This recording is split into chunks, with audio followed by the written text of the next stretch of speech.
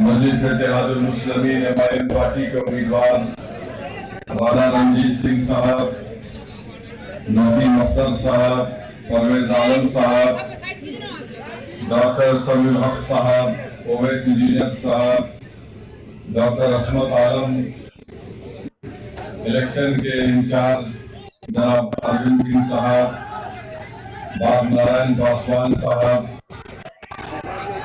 सिंह साहब, जो हमारे भाई राणा रणजीत सिंह साहब के पुत्र हैं, और तमाम मजलिस के जिम्मेदार। मैं सबसे पहले आप तमाम का शुक्रिया अदा करता हूँ कि आपने अपना कीमती वक्त निकालकर आज आप राणा रणजीत सिंह की इलेक्शन मीटिंग में आप आए और इतनी बड़ी तादाद में आप लोगों का यहाँ पर जमा होना यकीनन इस बात का पैगाम देता है इंशाअल्लाह ताला ढाका की विधानसभा से यहाँ से मजलिस का परचम लहराएगा और यहाँ पर हम एक तारीख रकम करेंगे राणा रणजीत को आप अपना विधायक बनाकर इंशाअल्लाह ताला। ये सरजमीन हमेशा इंकलाब को बर्पा करती है, चाहे जंग आजादी की लड़ाई हो या बिहार के विधानसभा के चुनाव चुना हो। मैं सबसे पहले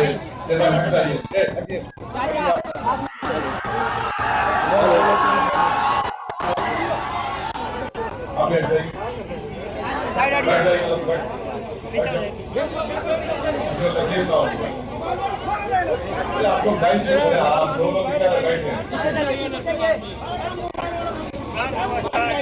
मैं आपसे कह रहा था कि अभी हमने मौजूदा विधायक के गांव में वजीर हक साहब को उनकी बेंचिंग की गई और राणा रणजीत सिंह साहब ने हम तमाम के सामने खड़े होकर ये कहा कि एमआईएम पार्टी वजीर हक साहब की कत्ल के ताल्लुक से इंसाफ चाहती है और हम पूछना चाहते हैं मौजूदा विधायक से कि जिन मुलजिम को गिरफ्तार किया गया वो तमाम के तमाम आपके करीबी साथी हैं, इसलिए उनकी भी जिम्मेदारी आयद होती है कि वो वजीर हक साहब को जो मारा गया उन लोगों को अपनी पार्टी से निष्कासित करें, निकाले ताकि इंसाफ का एक पैगाम जा सके। दूसरी अहम बात यह है कि ढाका में हमने अभी सुना कि हमारे उम्मीदवार राणा रणजीत सिंह साहब का मैंने इनाम का ऐलान अप्रैल के महीने में किया था। आज हम अक्टूबर के आखिर में आ चुके हैं, तो मुझे उम्मीद है कि हमने आप पर एतमाद करके जो राणा रणजीत के नाम का ऐलान किया, आप लोग जरूर अपना एक वोट 6 तारीख को 11 तारीख के दिन आप राणा रणजीत के हक में पतंग छाप पर बटन दबाकर अपने इत्तेहाद का सबूत देंगे। ढाका विधानसभा में जो नेपाल से बॉर्डर लगा हुआ है, अगर आप राणा रणजीत को कामयाब करेंगे, मैं आपसे वादा कर रहा हूं कि यहाँ पर जो डीजल की और फर्टिलाइजर की जो स्मगलिंग होती है, इंशाअल्लाह ताला वो स्मगलिंग रोकी जाएगी जो बीजेपी के विधायक ने नहीं रोक पाया। आप अगर 11 तारीख को पतंग छाप के निशान पर बटन दबाकर राणा रणजीत को कामयाब करेंगे, तो मैं आपसे वादा कर रहा हूं कि ढाका में जो यहाँ पर बस स्टैंड नहीं है, इंशाअल्लाह उस बस स्टैंड को बनाया जाएगा।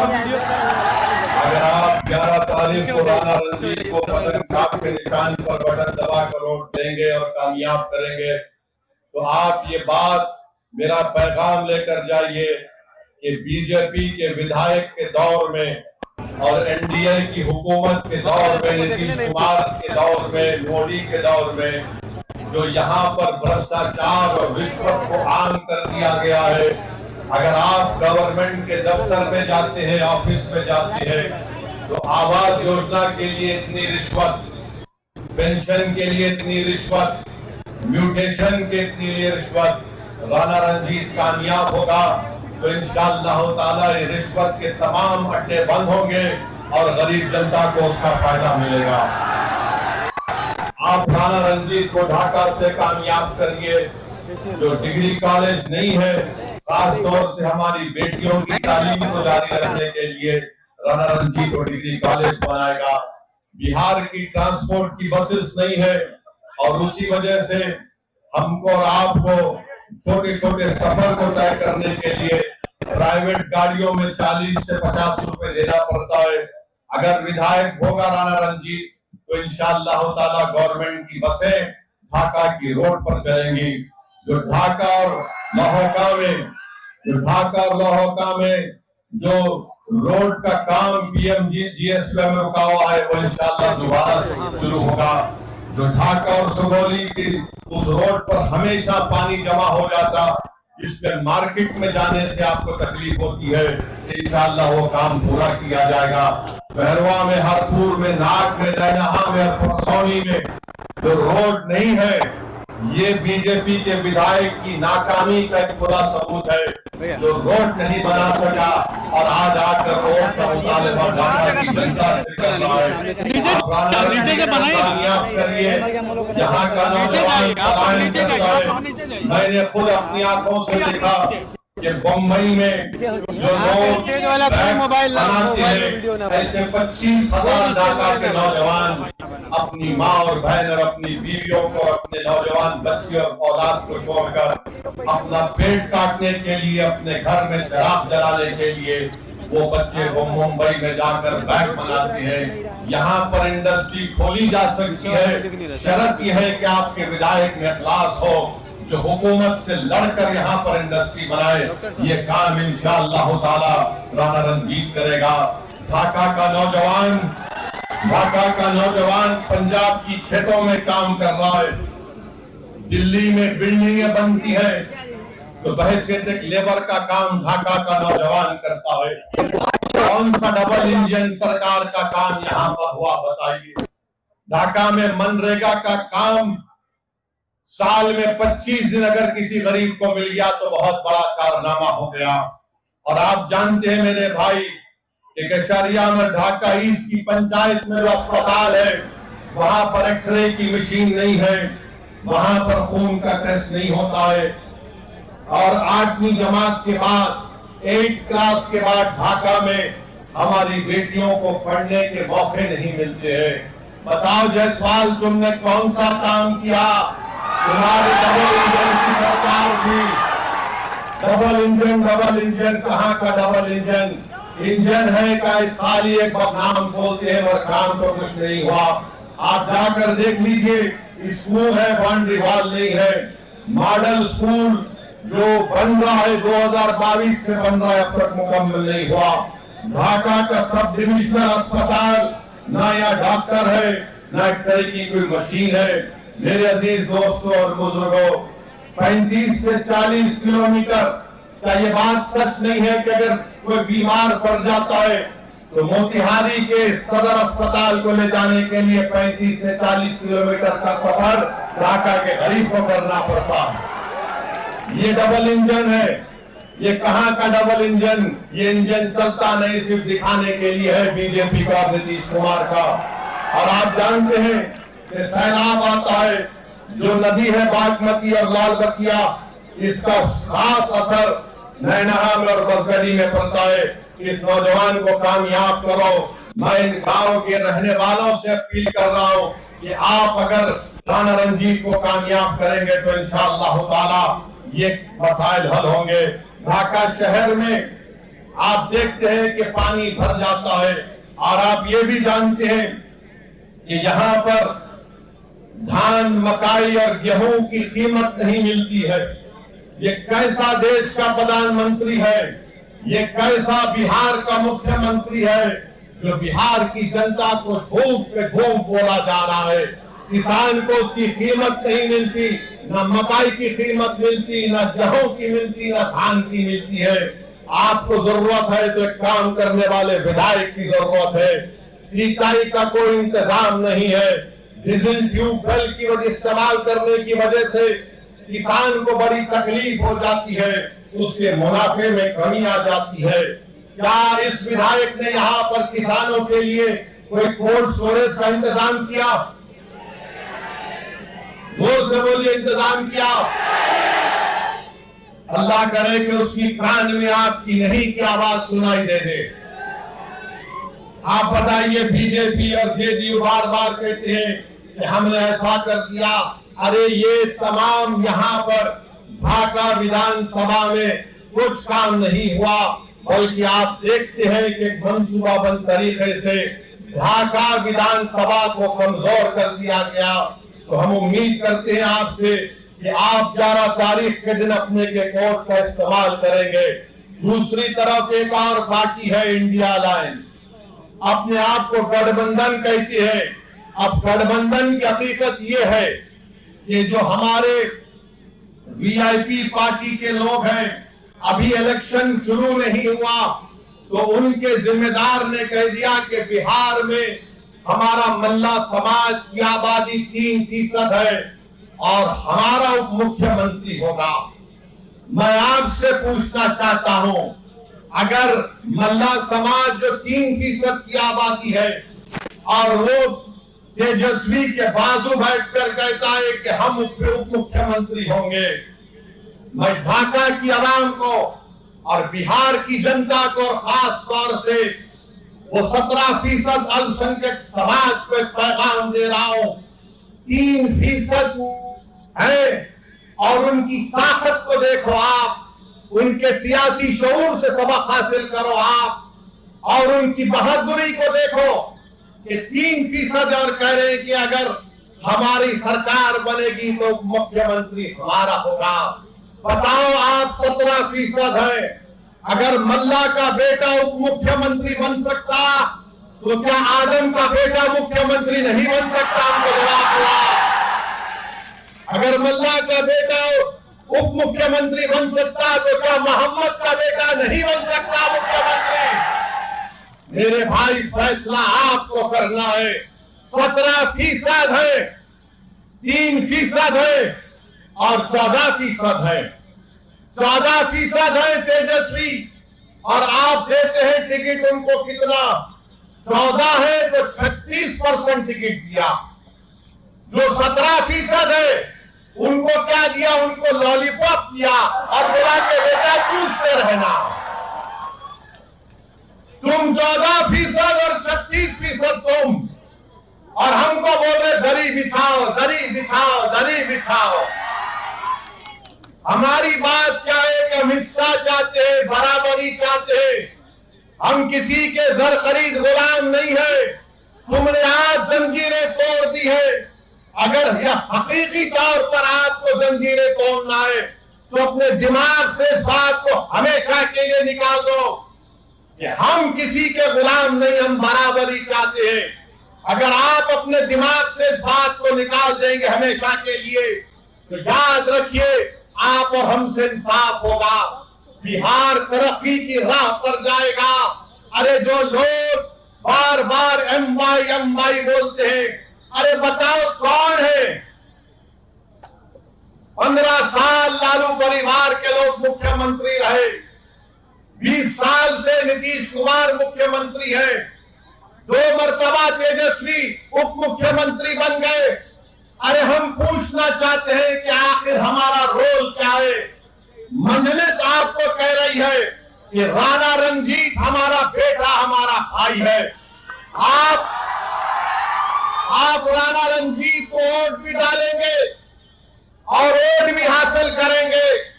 याद रखिए, डरना नहीं है बीजेपी से। जमहूरियत है, ये चंपारण की सरजमीन है। जुल्म करने वाले अंग्रेजों को हमारे बुजुर्गों ने मार मार कर भगा दिया था अंग्रेजों को।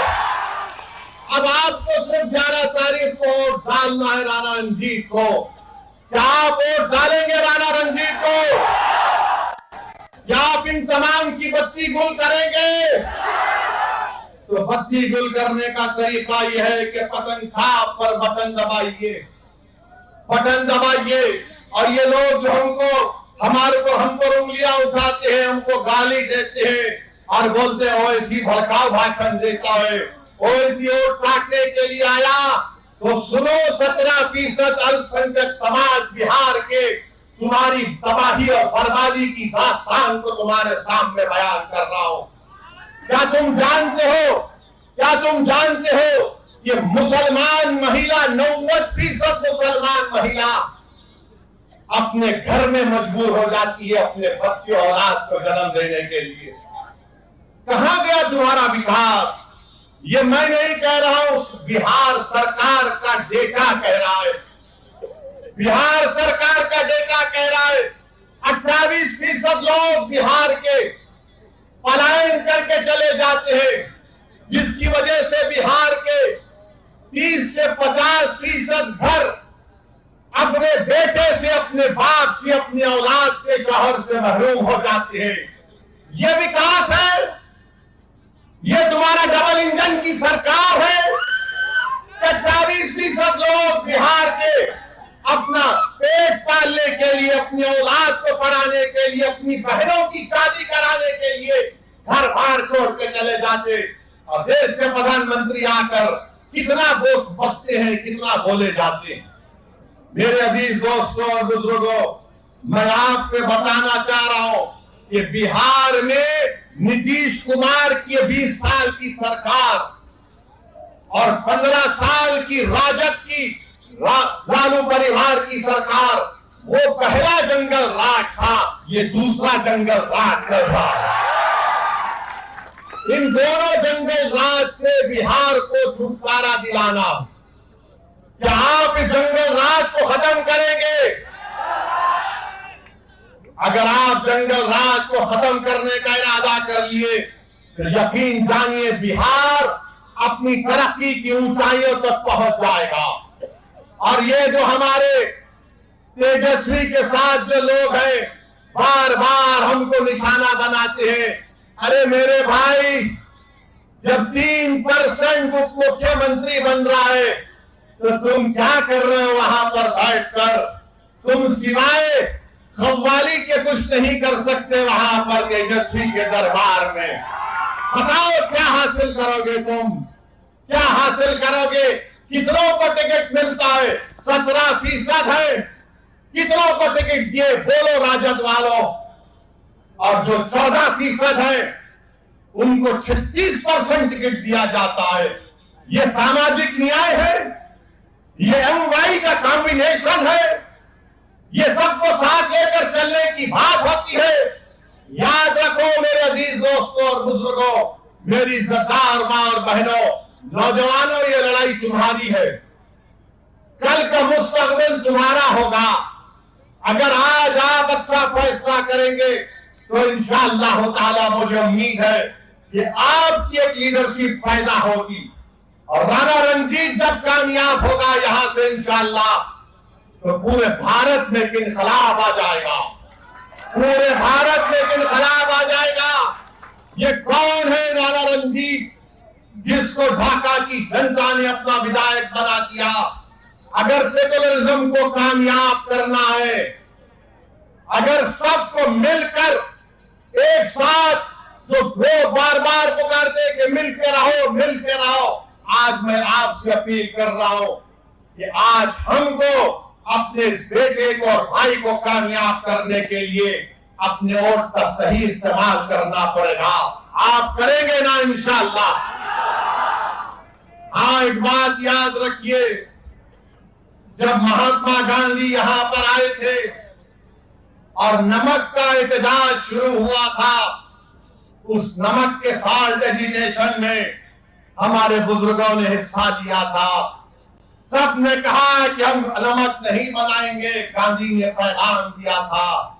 मगर आज जो गांधी के साथ नहीं थे, आज बिहार में खड़े होकर कह रहे हैं कि नमक हराम है। हम, अरे तुम तो गांधी के साथ नहीं थे, तुम अंग्रेजों की नमक हलाली कर रहे थे और हम वतन से मोहब्बत के मुजाहरे कर रहे थे। आप ये बोलते हैं। और दूसरा ये है कि अमित शाह बार बार बोलते हैं नहीं नहीं घुसपैठी को निकालेंगे।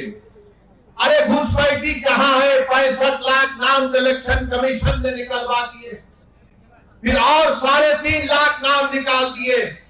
कितने घुसपैठी निकले? 2।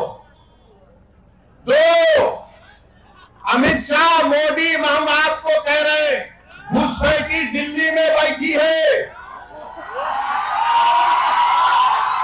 घुसपैठी दिल्ली में बैठी है, जिसको बांग्लादेश की जनता ने उखाड़ कर फेंक दिया। मोदी ने कहा आ मेरी बहन, उस घुसपैठी को निकालो मोदी जी। बिहार में कोई घुसपैठी नहीं है, अगर है तो फिर अमित शाह क्या कर रहे हैं?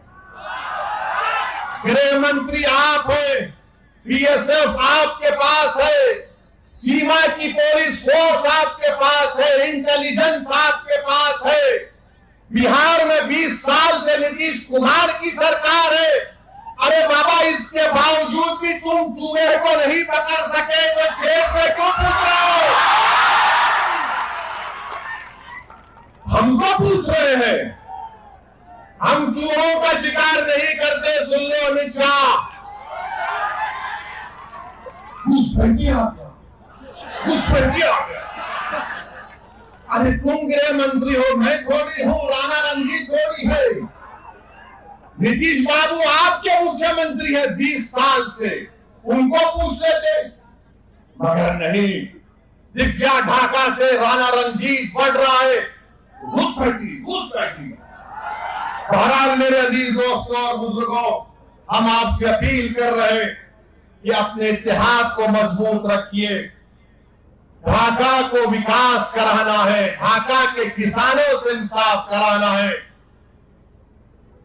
तबाह और बर्बाद हुई फसल लाकर किसानों ने हमको दिया, अल्लाह ही जानता है उनके दिल पर क्या गुजर रही होगी कि आज उन्होंने अपनी फसल जो बर्बाद हो गई उसको लाकर दिया। जो 20 साल से सरकार किसानों से इंसाफ नहीं कर सकी, उनके आंसू को पोष नहीं सकी, उनकी आमदनी में इजाफा नहीं कर सकी, जो भ्रष्टाचार को आम कर दिया। मोदी कहते ना खाऊंगा ना खाने दूंगा, मगर बिहार में जितना लूटना है लूट लो। आप बताइए, इन तमाम चीजों को खत्म करने के लिए आपको जरूरत है, ढाका की जनता को जरूरत है। एक साल नौजवान को कामयाब करिए, और ऐसा आदमी जब कामयाब होगा तो दुनिया मजबूर हो जाएगी कहने के लिए कि यही हकीकी मानों में ये सेकुलरिज्म की और भाईचारगी की कामयाबी है। तो हम आपसे अपील कर रहे हैं कि 11 तारीख के दिन जब आप वोट डालने जाएंगे, आप किस पर बटन दबाएंगे? जोर से बोलिए, जोर से बोलिए। इंशाअल्लाह ताला, और जो यहाँ नहीं आए उन तक हमारा पैगाम पहुंचाइए। मैं शुक्रगुजार हूँ कि इतनी बड़ी तादाद में हमारी इज्जतदार माँ और बहन भी आए। अल्लाह आप तमाम को सलामत रखे। मुझे मुंगेर जाना है, इसलिए आपसे इजाजत चाहता हूँ। अस्सलाम वालेकुम व रहमतुल्लाहि व बरकातहू। पतंग साहब, पतंग साहब, राणा रणजीत।